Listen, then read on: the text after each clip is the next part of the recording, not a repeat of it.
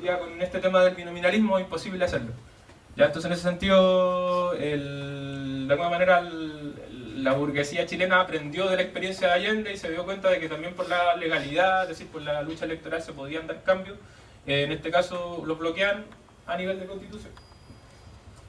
El tema también a nivel político, que es otra cuestión que generalmente caemos cuando los movimientos sociales empiezan a luchar por algún tipo de derecho social, siempre los terminan metiendo en mesas de negociaciones que son eternas, que no terminan en nada, que finalmente terminan dejando las cosas en statu quo. Son como tácticas en el fondo que ocupa el sistema para validar un poco esta democracia neoliberal.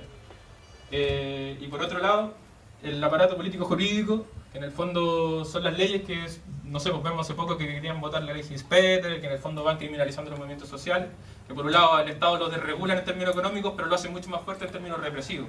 O sea, la mayoría de los ingresos que hoy día podrían estar destinados a cualquier aspecto social, hoy día están destinados en que le compran mejores guanacos a los pacos, en que le compran, no sé, mejores infraestructura a los militares, etc. ¿Ya? Y por otro lado, otro aspecto que es importante, que en el fondo yo creo que es donde estamos todos de alguna manera medio carcomidos por el sistema económico, tiene que ver con el aspecto ideológico y cultural.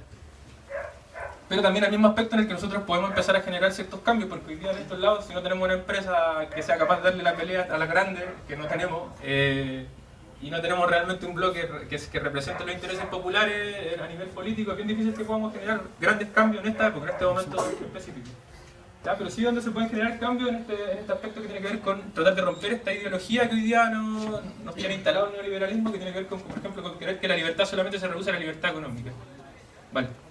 ¿Ya? Entonces, en este caso, se considera la libertad económica como la verdadera y única libertad. Cuando hablan de libertad, los economistas se refieren, o los políticos de derecha se refieren a eso, a que no haya entrada.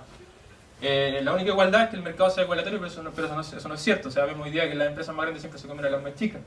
Por otro lado, la responsabilidad deja de ser colectiva y empieza a ser de carácter individual, y eso genera un individualismo, una competencia entre cada uno de nosotros por tener la mejor pega, por tratar de avanzar en el trabajo, etc.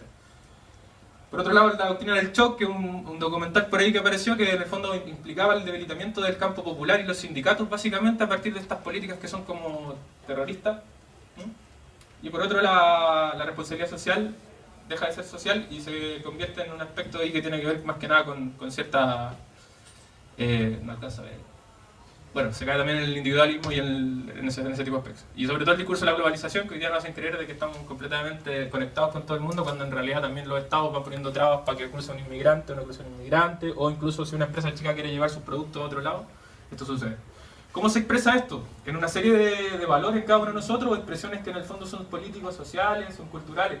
O sea, nosotros lo relacionamos con el tema, por ejemplo, del sedentarismo, el estilo de vida que se ha producido hoy día lleva, que un poco el tema que trabajamos nosotros tiene que ver con eso, o sea, con el tema del deporte. Entonces el sedentarismo es una cosa que se ha ido produciendo producto del estilo de vida, que hoy día la gente no tiene tiempo para trabajar, o sea, para hacer deporte, para practicar actividad física. Pero por otro lado nos ha ido generando una especie de negación de identidad de clase. El más pobre dice que no es pobre, el que es trabajador dice que él no es de la clase trabajadora, sino que él es clase media, entre otras cosas. ¿Vale? El individualismo, el estrés, la violencia, el sexismo, ¿vale? La xenofobia también constante hoy día, que estamos viviendo en Chile una gran llegada de inmigrantes, pero que también son bien maltratados por nosotros. ¿Ya? Entonces, en ese sentido, otros aspectos que se van profundizando, que han sido históricos en nuestra sociedad, como el alcoholismo, también se van generando. ¿Vale? Pero esto se expresa particularmente en el deporte. Y se expresa de maneras como hoy día ha ido cambiando la visión cultural del deporte de antes con respecto a la actual.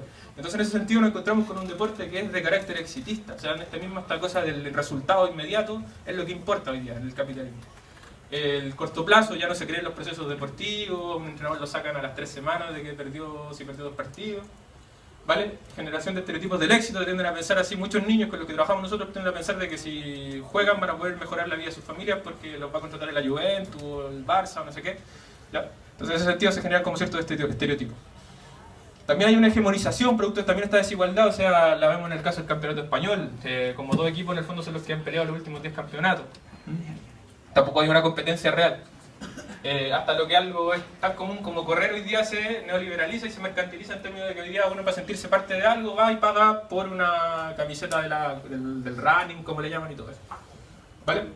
Y como los símbolos en el fondo se terminan prostituyendo el servicio del capital. ¿Ya? Como vemos ahí en el último caso, las camisetas de Chile o el mismo la U que ya está llenando por todos lados de propaganda.